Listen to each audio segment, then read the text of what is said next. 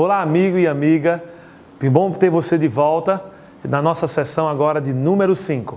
A última sessão nós vimos a nossa jornada à cruz e de como Jesus fez um paralelo e deixou um modelo para nós de como renunciarmos supostos direitos para que pudéssemos abraçarmos aquilo que Ele tem para nós de nova vida. Agora nós vamos dar uma olhada nessa sessão de número 5, no qual é a sua identidade como crente. Quem você de fato é. E a identidade do crente nos diz o seguinte: porque acredito que o que faço determina quem eu sou. Muitas vezes nós vivemos baseado nessa mentira com relação a nós que somos novas criaturas. Mas a palavra de Deus, ela nos demonstra algo completamente diferente. Mas antes disso, eu gostaria de mostrar a vocês como é que tendenciamos a montar ou assim construir a nossa identidade de acordo com a metodologia mundana. Então, a autoimagem e a autoestima baseado na perspectiva natural funciona mais ou menos assim. Primeiro, nós tentamos construir a nossa autoestima ou autoimagem baseado na nossa atração física.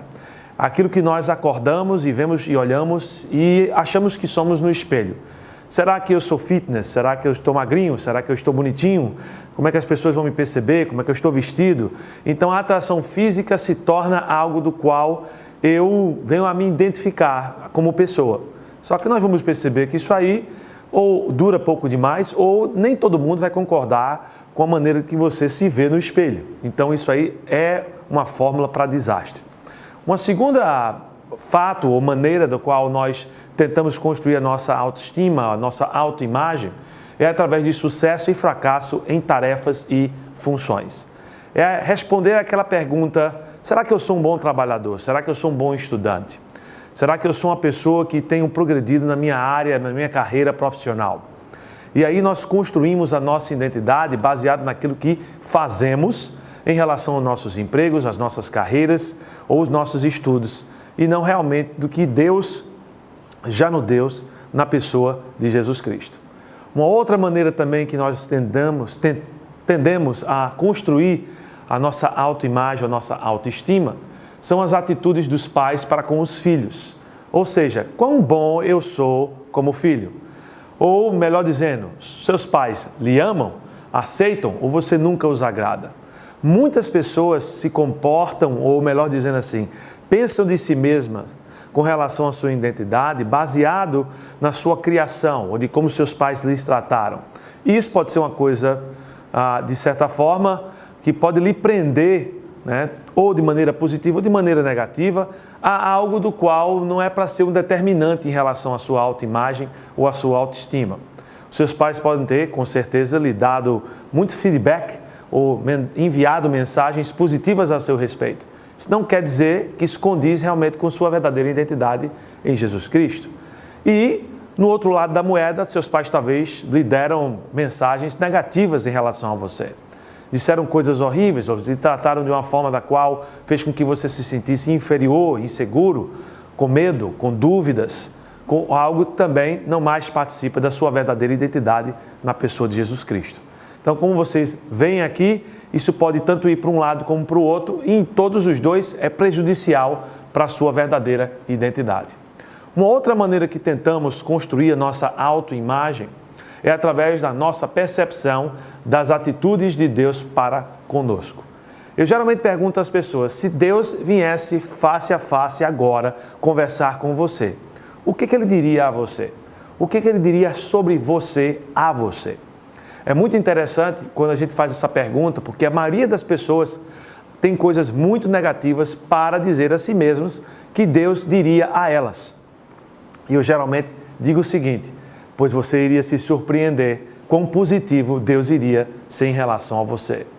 Infelizmente, nós temos sido bombardeados, né, com mensagens das quais não são condizentes com o que a verdade da palavra de Deus nos diz com relação a como Deus nos vê. Mas, infelizmente, devido à nossa religiosidade ou até mesmo doutrinas ou ensinamentos que aprendemos ao longo do tempo, através de nossos relacionamentos em igrejas, nós cremos de termos um Deus carrasco, de termos um Deus que sempre está desapontado conosco, de termos um Deus que simplesmente olha para mim e olha para você com a cara de eu não gosto do que ele está fazendo, eu não gosto dele e, infelizmente, eu estou muito desapontado com ele. Agora, o que a verdade é que Deus vê você de uma maneira completamente diferente. Agora, antes de irmos para a maneira que Deus lhe vê, eu ainda queria falar sobre você, ou com você também, sobre uma outra forma que construímos a nossa autoimagem, que é a aceitação ou rejeição das pessoas. O que os seus amigos pensam sobre você? Há inúmeras pessoas, eu creio que a maioria das pessoas hoje em dia, infelizmente, vivem em função daquilo que as outras pessoas acham ou pensam, ou elas acham e pensam o que elas acham e pensam delas. Ainda tem esse problema aí. E a gente precisa se libertar disso aí. Por quê? Porque isso vai construir uma imagem da qual não é a que Deus lhe presenteou e deu a você como um dom. Agora, se você fosse se perguntar para você mesmo, você se considera um bom cristão? Ou se você se considera um bom cristão, isso está baseado no que você faz, porque você acha que você ajuda as pessoas o suficiente, vem à igreja, contribui, não mente, então você deduz que isso faz você um bom cristão. Isso são sinais e manifestações que indicam para mim e para você que talvez você tenha construído a sua identidade baseada no que você faz e não no que Jesus já fez e lhe deu e lhe ofertou como nova identidade. Agora, a autoimagem ou autoestima baseada na perspectiva espiritual é completamente diferente. Ou melhor, baseado na perspectiva bíblica. De fato, é a verdade sobre você. E ela funciona mais ou menos assim. Sua verdadeira identidade não é o que você pensa a respeito de si mesmo ou mostra aos outros. Nossa identidade é o que Deus diz que somos. Não importa o que as pessoas falam sobre você, pensam sobre você. Não importa o que você pensa sobre você mesmo. Não importa o que seus pais disseram a você ou deixaram de dizer, quão positivo seja ou quão negativo seja. Não importa se você está gordinho ou magrinho, ou doente ou bem. Não importa se você se sente bonito ou feio. Não importa os seus sentimentos, o que eles dizem a você. O que realmente conta é o que diz Deus sobre você e o que você é. Isso, de fato, é a sua verdadeira identidade. Algo que a gente não percebe é que a palavra de Deus usa a palavra justiça para significar aceitação. Então, todas as vezes que você vê a palavra justiça de agora em diante na sua Bíblia, lembre-se da palavra aceitação. Então, quando Deus diz que você está em Cristo justo, Ele está querendo dizer que você está em Cristo aceito. Quando Ele diz que Ele lhe justificou, quer dizer que Ele lhe aceitou. E isso aqui é a sua realidade com relação à sua identidade. Você já é aceito, você já é amado. Agora, se você continuar no sistema antigo de esforço, de lei, um sistema legalista, para você ser aceito, tentar, infelizmente, ter a ideia a percepção que vai chegar, mas não vai conseguir, é uma vida legalista para ser aceito. Você vai passar o resto da sua vida tentando ser atraente, tentando ser inteligente, tentando ser bem-quisto pelas pessoas, não deixando que os seus pais venham lhe atormentar, viver uma vida assim constantemente, tentando melhorar você para que você se sinta aceito e você se sinta aceito por Deus. Mas a aceitação que Deus providencia para mim e para você é um dom. É um dom na pessoa de Jesus Cristo, do qual Ele já conquistou para mim e para você. Eu geralmente brinco um pouco com isso. Você não vê nenhuma vaca com crise de identidade. E a vaca ela tem muitos elementos dos quais ela vive a sua vida de maneira tranquila, sem pensar no dia de amanhã. Não sei se você já percebeu. Se você tiver condições, bata um papo com a vaca que ela vai falar para você. Mas a vaca, ela muge para todo mundo, ela não tem acepção de pessoas, ela dá leite de maneira espontânea, ela providencia fertilizante, ela tem cores variadas, dá vida a bezerros, apara a sua grama de graça e ainda no final da sua vida vira churrasco para você. Então a vaca ela não tem crise de identidade, ela sabe quem ela é, ela vive para o seu propósito e cumpre a sua missão. Agora, há muitos de nós que temos crise de identidade. A vaca, você nunca vai ver ela falando miau, ela sempre vai mugir. porque a vaca, ela conhece quem ela é. Infelizmente, muitos cristãos não conhecem quem eles são ou esquecem quem eles de fato são. Precisamos restaurar a nossa percepção com relação a quem realmente somos na pessoa de Jesus, para que não venhamos nos perder, né, nesse emaranhado de faça para se tornar, ao invés de desfrute o que você já é, porque Jesus já fez por você. Eu muitas vezes vejo pessoas orando assim, né? Pai nosso, se vai nos deixar cair em tentação, pelo menos faça com que não descubram.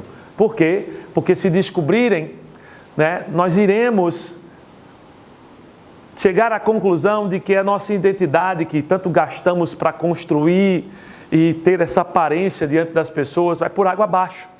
E aí, o que acontece? Acontece de que eu vou chegar à conclusão que eu trabalhei em vão. Ou vão descobrir o meu grande segredo.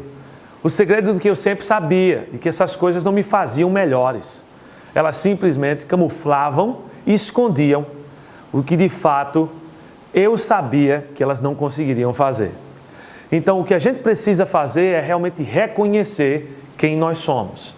Aqui estão algumas das maneiras que muitas vezes nós tentamos chegar a construir a nossa identidade através de expectativas para ser aceitos.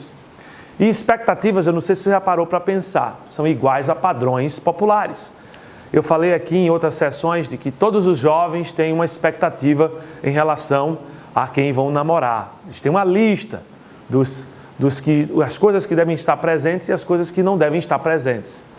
E assim como eles, nós também somos. Nós temos uma lista, ou criamos essas listas, ou deixamos pessoas criarem essas listas para nós, determinarem as expectativas que temos que cumprir para podermos ser aceitos por elas. Só que a palavra de Deus nos diz que isso não é nada mais, nada menos do que legalismo. A palavra de Deus chama isso de lei. Lei. E lei é tudo o que você impõe sobre os outros ou os outros impõem sobre você.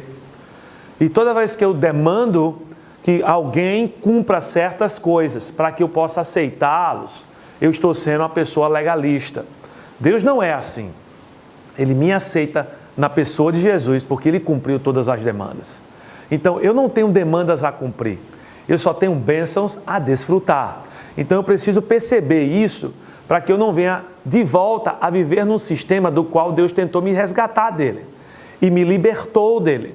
Então, não faça com que Deus fique triste em relação a ver você, certo? Vivendo num sistema do qual Ele pagou um alto preço para te salvar de lá, para te tirar de lá. Então, sai de lá e vem para a graça. Sai do legalismo e vem para a graça. Sai de demandas e expectativas e vem para regozijar-se nas demandas já pagas e concedidas pelo Senhor Jesus na cruz para você. Agora, o que acontece quando a gente vive debaixo da lei? Acontecem coisas terríveis com relação a quando nós vivemos debaixo da lei.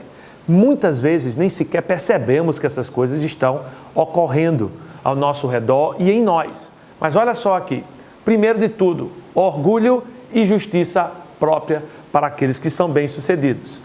Lembra que eu falei sobre o crente tipo filé? Aquele que chega a um patamar onde lê a Bíblia todo dia, mas de forma legalista, para conquistar alguma coisa, extrair alguma coisa de lá. Aqueles que não fumam, não bebem, né? Vêm à igreja todo domingo, dão o seu dízimo, né? Cumprem todas essas listas de coisas para se sentirem bem e superiores espiritualmente com relação às outras pessoas. E é exatamente isso que acontece quando você vive debaixo da lei. Você vai olhar para pessoas de cima para baixo. Você vai olhar para elas como se elas fossem pobres espirituais, que não tivessem o mesmo que você tem. Agora, a realidade é que nós somos todos iguais na pessoa de Cristo. Talvez eu não esteja usufruindo das bênçãos, mas isso não me faz mais pobre ou mais rico do que você. Nós somos iguais, ricamente iguais na pessoa de Jesus. Justiça é equiparada com a aceitação. Lembre-se disso, como eu falei anteriormente. Segundo resultado de se viver debaixo da lei é culpa e condenação para aqueles que fracassam. No primeiro, é orgulho e justiça própria para aqueles que são bem-sucedidos.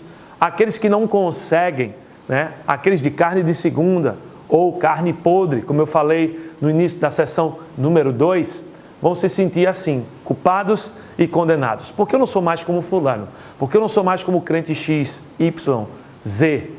E aí eu começo a me comparar, e Deus não quer que você se compare com ninguém, porque nada se compara ao que você já tem na pessoa de Jesus. Agora está aqui um exercício físico que a gente sempre faz. Muitos chegam para mim e dizem, eu sou péssimo em exercitar. Eu digo, não, você exercita todo santo dia. Você tem corrido numa esteira. A esteira do legalismo. E a esteira do legalismo, ela funciona mais ou menos assim. Eu tenho um fracasso na minha vida que eu estou tentando vencer. E aí eu faço o quê? Eu fracasso. E aí eu confesso e digo, eu nunca mais vou fazer isso, Deus. Eu me reconsagro, como muitas igrejas chamam. E aí eu digo, não, dessa vez, olha, essa é a última vez que eu venho olhar pornografia, nunca mais eu vou. Não, essa vez é a última vez que eu grito com minha esposa, acabou aqui. Não, essa vez é a última vez que eu perco a paciência com meus filhos, eu não vou mais fazer. Eu me dedico totalmente a Ti, eu me consagro a Ti, Senhor. Quem já participou desses cultos pessoais? E deu certo? Infelizmente não. Por quê? Porque está sendo feito no poder da sua carne, no esforço próprio. Você confessa, ok, se sente um pouco melhor, ganha um pouquinho mais de energia, recebe o perdão de Deus, ou pede perdão, né, melhor dizendo, que é uma coisa errada, porque Deus perdoou você do ontem, do hoje e do amanhã. Então pedir perdão é algo redundante. Você deveria estar agradecendo pelo perdão. Mas assim mesmo, isso não nos impede de continuarmos a cometer o erro de confessar e pedir perdão.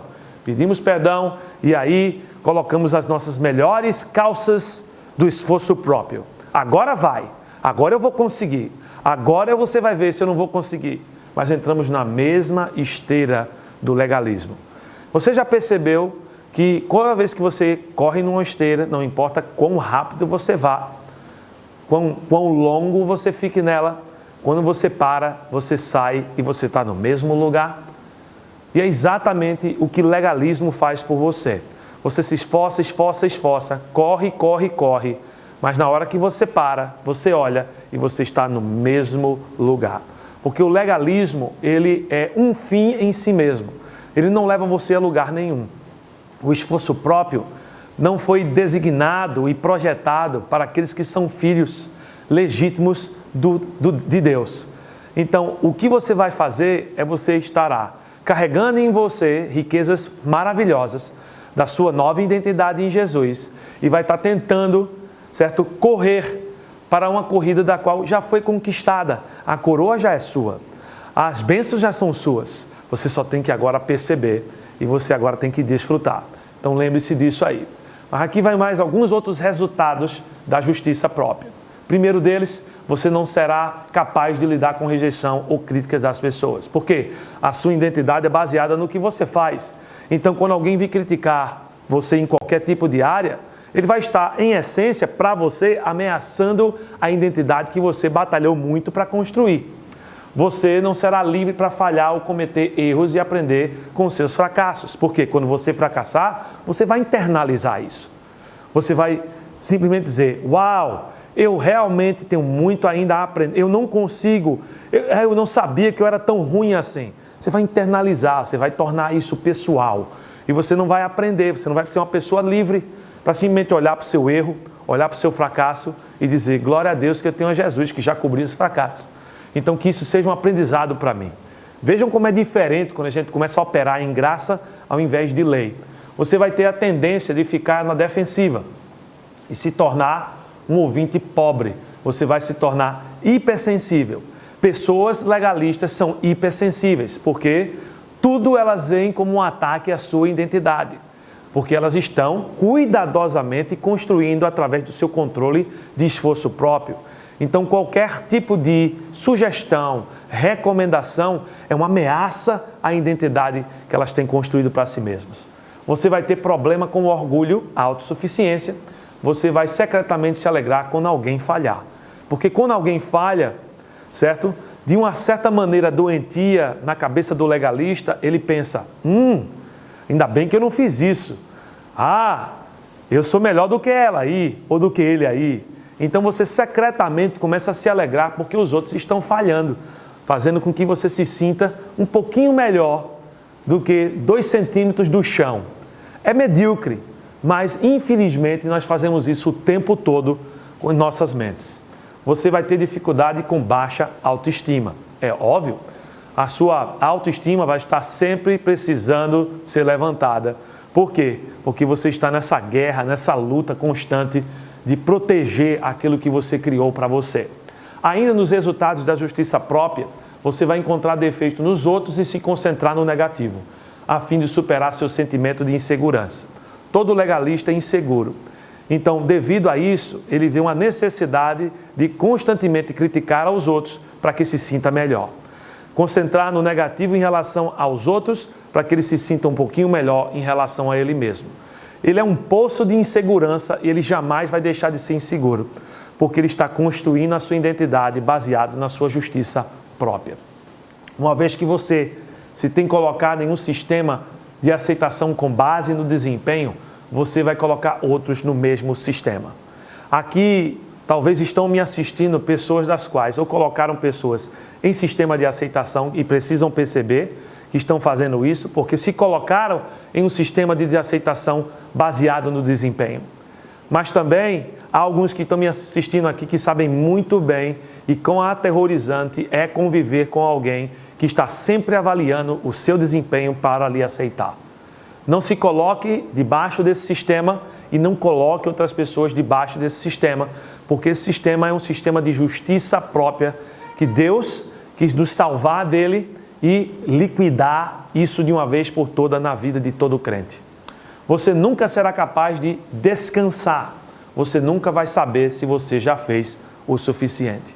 Eu me lembro que quando eu ainda estava nesse sistema, como pastor, e olhava para o ministério como fonte de vida, eu ia aqui à praia de Boa Viagem, aqui perto da nossa igreja, e onde eu morava, com os meus filhos, e eu tinha que levar um livro. Ou eu tinha que abrir o celular para trabalhar. Por quê? Porque a obra era muito importante. A obra tinha que ser todo tempo, todo instante. Então eu tentava conciliar o meu tempo de família com ainda sendo útil para Deus. Por quê? Porque eu achava que a minha aceitação diante do Pai é a minha utilidade. Se eu não sou útil para Deus, eu não sou aceito para Ele. Veja só quão pequeno era a minha mente com relação ao amor de Deus para comigo. E eu vim perceber anos mais tarde, se eu jamais pudesse servir a Deus em sequer qualquer coisa, Deus jamais deixaria de me amar na mesma proporção que Ele me amava naquele momento que eu tinha o privilégio de servi-lo no ministério de tempo integral. E que isso seja uma lição para você. Deus não precisa que você faça coisas para que Ele lhe aceite. Você já é aceito na pessoa de Jesus. Você não precisa ser o seu certinho, né? Eu sou o Senhor certinho. Eu ajudo as pessoas, quer elas queiram ou não. Deus te libertou disso aqui. Ele não quer criar uma pessoa dessa forma. E lembre-se, certinho também é sinônimo de carne, de esforço próprio, de justiça própria, de legalismo. Você foi resgatado desse contexto. Não se coloque nesse contexto mais. Viva da graça de Deus, da sua nova vida em Jesus Cristo, do que Ele conquistou por você e da sua nova identidade que Ele tem para você. Há alguns frutos para a morte que surgem quando nós tentamos viver ou construir a nossa identidade através do nosso esforço próprio.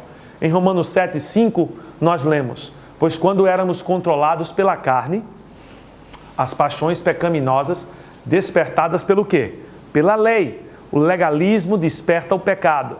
Todo legalista tem áreas em sua vida da qual ele secretamente esconde ou tenta camuflá-la, porque ele não consegue controlá-la. E aí ele só é forçado ou empurrado por isso para que ele continue a ser ainda mais legalista, até que ele entenda que não é por aí a solução dos seus problemas. E aí ele continua, pela lei, atuavam em nossos corpos de forma que dávamos fruto para a morte. Então, há frutos para a morte quando nós tentamos viver de forma legalista, através do esforço próprio, construindo a nossa autoimagem, o nosso conceito de nós mesmos, através dos nossos esforços. Aqui estão alguns frutos da morte que surgem quando eu faço isso. Quando eu tento construir minha identidade através do meu desempenho, através do meu esforço, e eu fracasso, eu vou ter problemas de inferioridade. Se eu vejo outros progredirem, eu vou ter problema com inveja. Se eu vejo que algumas áreas estão aquém do que eu desejava, eu começo a controlar outras pessoas ou outras áreas. Pessoas altamente controladoras são pessoas legalistas, pessoas que estão tentando compensar áreas em suas vidas que estão fora do controle e elas querem controlar áreas da vida de outras pessoas. Então, quando alguém vir ao seu redor, ou você mesmo, estiver com tendências legalistas ou de controle, lembre-se do que eu falei aqui. Talvez é uma indicação de que você está tentando compensar e viver do legalismo que vai gerar fruto para a morte. Perfeccionismo, onde você não faz nada suficientemente bom. Insegurança, autoproteção, cansaço e tantas outras coisas mais que vão surgir devido à sua tendência ou insistência, melhor dizendo, em viver de um sistema legalista, de esforço próprio para auto-melhoramento. Você foi liberto desse sistema. Agora, o perdão, ele remove a injustiça, mas não nos dá justiça. Você já percebeu isso aí? Que o perdão, ele remove a injustiça, mas não nos dá justiça. Vocês lembram da sessão de número 3, quando nós vimos mais ou menos o que Jesus fez por nós, através daqueles gráficos cilíndricos, né? E percebam lá que o problema básico do homem eram dois. Qual era? Eram seus pecados que nos separavam de Deus, e dois, era que eu não tinha vida de Deus em mim. Então, apesar da morte de Cristo, apesar dela vir e remover a injustiça, que são os pecados, era necessário de que você fosse injetado com a justiça de Deus. Então, temos que perceber aqui que o perdão, ele remove a injustiça, mas ele não nos dá justiça. E isso fala exatamente de alguma compreensão errônea que às vezes nós temos em relação à mensagem de salvação. Nós concentramos muitas vezes no perdão dos nossos pecados, no sangue de Cristo que cobriu uma multidão de pecados, mas esquecemos que o pecado foi removido para uma razão. Nós só éramos para sermos perdoados, nós éramos para sermos revestidos com a justiça de Deus, através da pessoa de Jesus. Só assim nós teremos uma identidade da qual somos declarados aceitos. Lembra? Justiça igual a aceitação. Então aqui nesse gráfico nós percebemos como você estava em uma vida e foi transportado para uma outra vida, da qual nos exemplifica o que aconteceu em você em relação a você ser justificado, você ser revestido com a justiça de Cristo. Como é que esse processo aconteceu? A gente lembra, talvez na sessão de número 3, se eu não me engano, que falamos sobre aqui a família, né, ou a vida em Adão, ou a vida, velha vida do homem, né, do velho homem, e aqui a vida de Cristo. Não sei se vocês se lembram disso na sessão anterior que nós conversamos. Como vocês podem perceber, certo? Você nasceu nesta família aqui, na família de Adão. E na família de Adão, como a gente percebeu, né? Quando Adão pecou, nós pecamos. Quando ele morreu espiritualmente, nós morremos espiritualmente. Quando ele foi condenado, nós fomos condenados. Quando ele se tornou pecador, nós nos tornamos pecadores. E estávamos condenados a existir eternamente nesse estado, do que a Bíblia chama de inferno. E aí, quando você teve esse seu primeiro nascimento, que foi o seu nascimento carnal, do qual você foi concebido pela sua mãe, né, e seu pai, você entrou nessa família, você começou a gerar-se nessa família.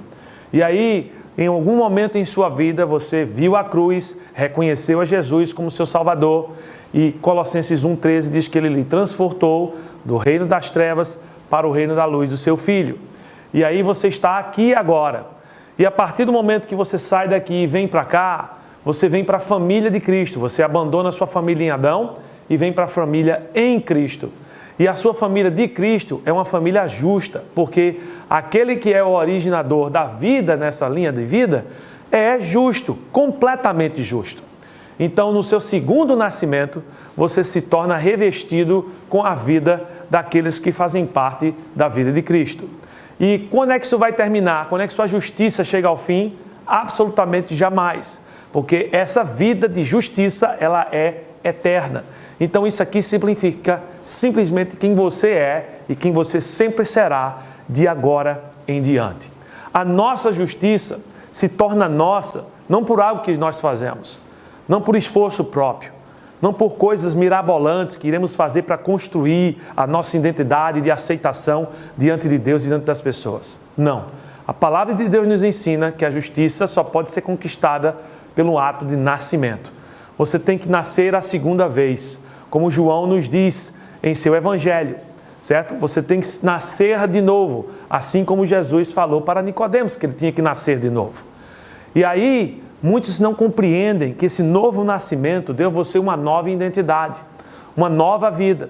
Você agora não é mais condenado, você agora não é mais morto espiritualmente, você não é mais pecador, você não é mais simplesmente pecado, você se tornou justiça de Deus em Jesus, porque você agora está na família dele através do seu segundo nascimento. Os meus pais me deram vida no primeiro segundo em que fui concebido.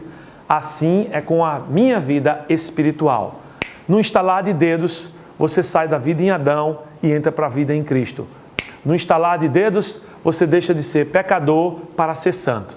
Você deixa de ser condenado para ser aceito. Você deixa de ser morto espiritualmente para estar vivo na pessoa de Jesus Cristo.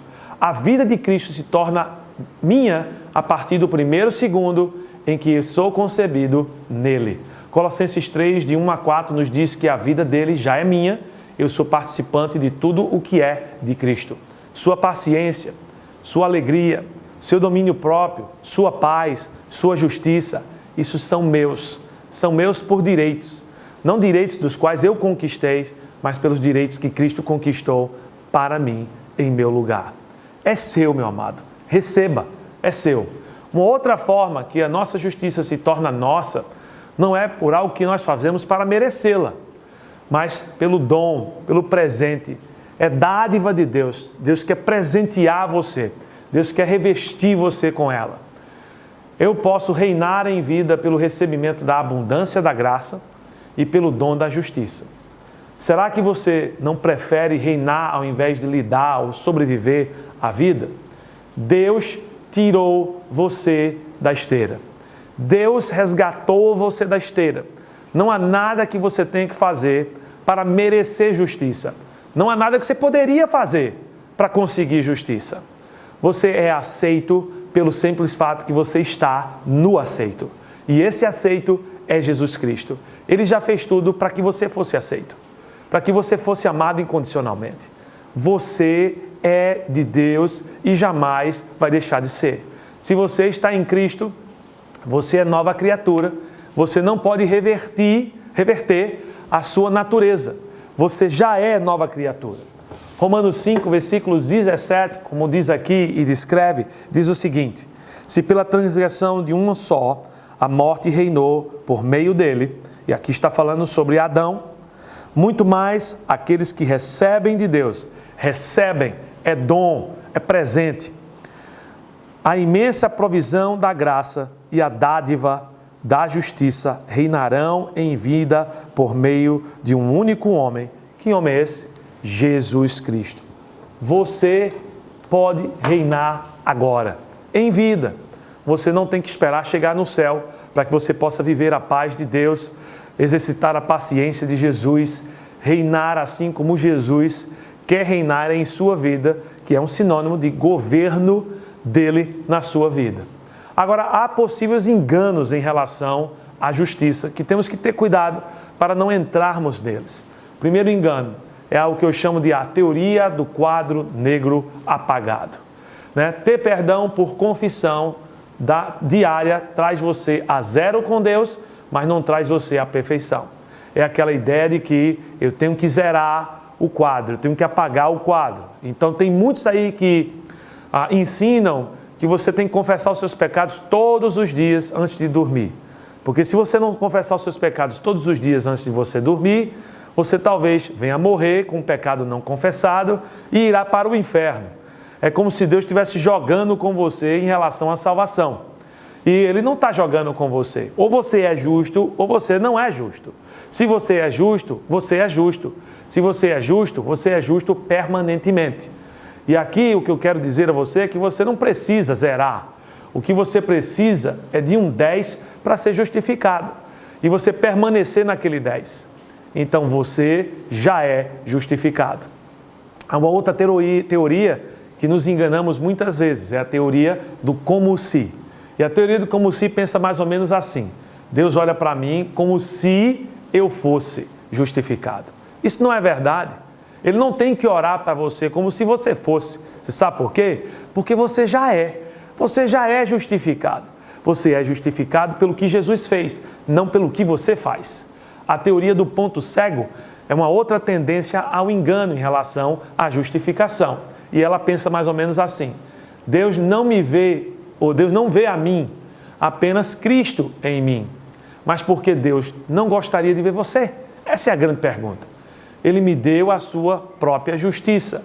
Por que Deus não gostaria de olhar para um filho do qual Ele justificou de maneira tão linda e tão maravilhosa? Por quê? É claro que Deus olha para você e Ele vê você justo porque você está no justo. Então Ele não tem que olhar para Cristo para ver você. Ele olha para você. Ele ama você. Ele aceita você. E é assim que nós iremos curar muitos dos problemas, né, no âmbito emocional e mental em nossas vidas. A teoria do futuro, mas não presente. Muitos creem que você vai ser um dia justificado quando chegar no céu, mas você ainda não é. Mas a realidade é, eu preciso de ser justificado agora, não quando eu chegar no céu. Eu preciso ser aceito por Deus a partir de hoje, não a partir do dia que eu entrar no céu. Então, justificação é algo para o agora, não algo para o presente, para o futuro. Não algo para o futuro, mas sim para o presente, é isso que eu quis dizer. A teoria do posicional, certo? Essa teoria do posicional, ela pensa mais ou menos assim, ela é muito popular no nosso meio. Ele é justiça ao nosso favor. Nós temos uma conta de crédito, mas não experimentamos essa justiça agora. É como se está lá, certo? Creditada na sua conta, quando você chegar no céu, você vai ter um cartão do qual você vai retirar ela. Mas isso não é verdade.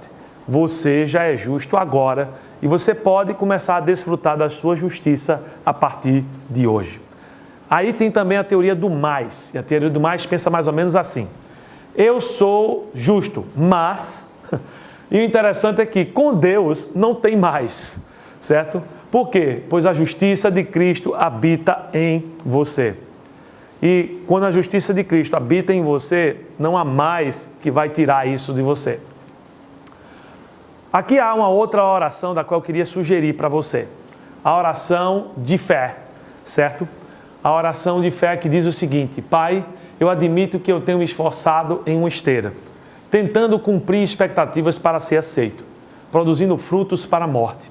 Eu agradeço a você que quando eu fui crucificado com Cristo, você me tirou de um sistema de conquista e me colocou em um sistema de recebimento.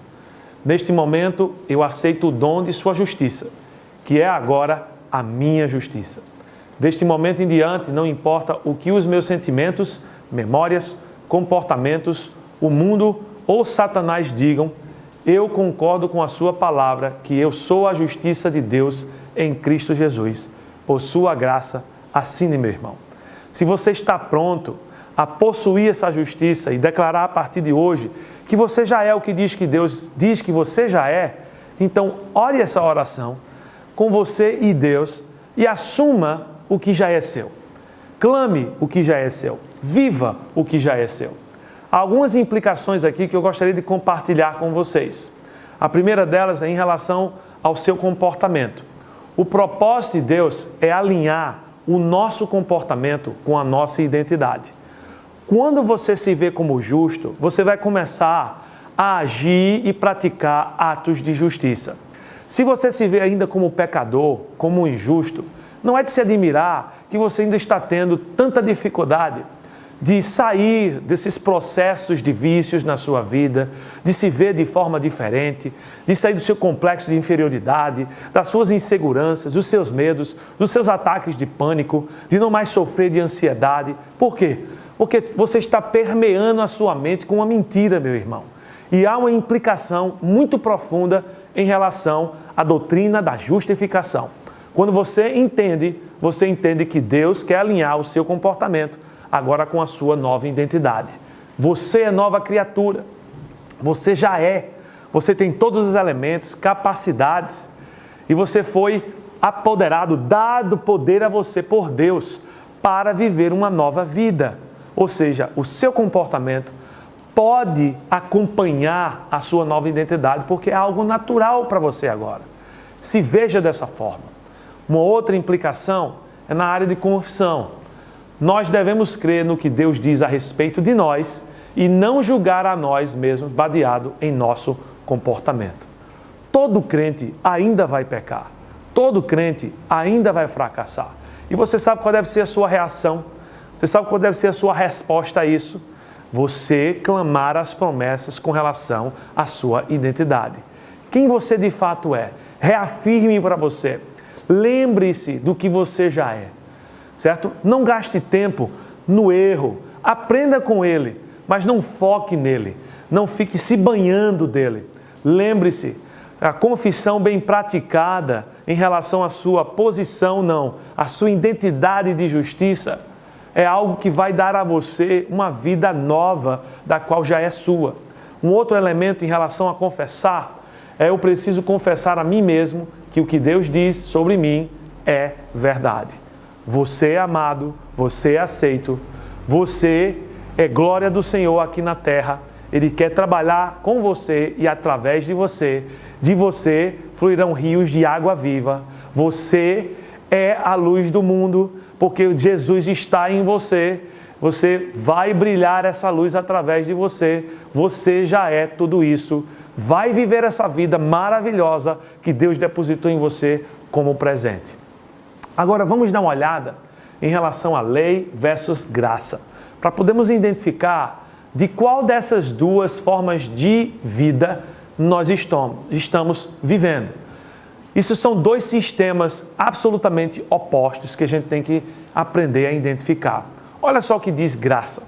Graça é simplesmente o sistema de fé, que é uma outra palavra para confiança e dependência, que Deus estabeleceu para abençoar aqueles que estão em Cristo simplesmente porque estão em Cristo.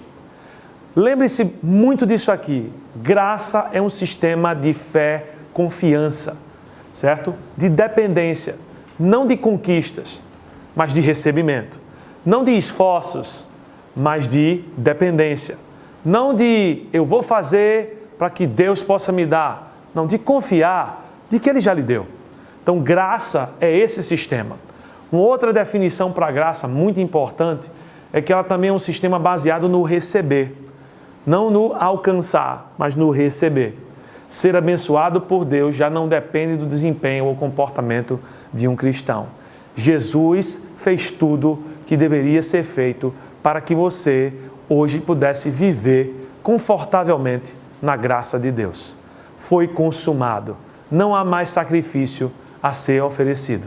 Você não precisa estar se penalizando, estar se sacrificando. Você já recebeu tudo o que você tinha que receber com relação a viver uma vida plena de agora em diante. Nós vemos aqui nesse gráfico a diferença entre você basear a sua identidade na lei e a sua identidade na graça. Quando você baseia a sua identidade na lei, ela vai dizer que você é identificado pelo que você faz. É o seu comportamento que conta. Já na graça, você é identificado por quem você é em Jesus Cristo. Ou seja, a sua identidade em Jesus é o que conta. Foi o que Jesus fez que conta para você, não o que você faz. Portanto, na lei, se você fornica, você é fornicador. Se você peca, você é pecador. Se você mentir, você é mentiroso. Se você roubar, você é ladrão. Você é o que você faz. Eu não sei de você, mas eu jamais vi alguém que se sente fornicador, pecador mentiroso e ladrão fazer qualquer coisa diferente a não ser fornicar, mentir, roubar, certo? E continuar pecando. Então você vendo-se assim, você vai extravasar isso aí para fora. Já aqui, sou o quê? Quem Deus diz que sou. E eu sou aceito, eu sou justo, eu sou amado. E ele diz o quê? Quem eu sou em Cristo. Eu tenho a paciência de Cristo, eu tenho o amor de Cristo, eu tenho um domínio próprio de Cristo. Aí, além disso, o que Deus já fez, já me deu. Deus me deu graça, Deus me deu salvação, Deus me deu justiça, Deus me deu poder, eu tenho todas essas coisas. Eu sou santo, eu sou justo, eu sou amado, eu sou aceito. Quando você se vê assim, você vai, obviamente, consequentemente, agir como santo, agir como justo, agir como amado e agir como aceito.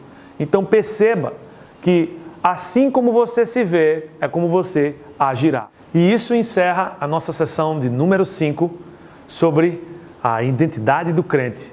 E me aguarde, porque na sessão número 6 nós vamos ver sobre a vitória do crente.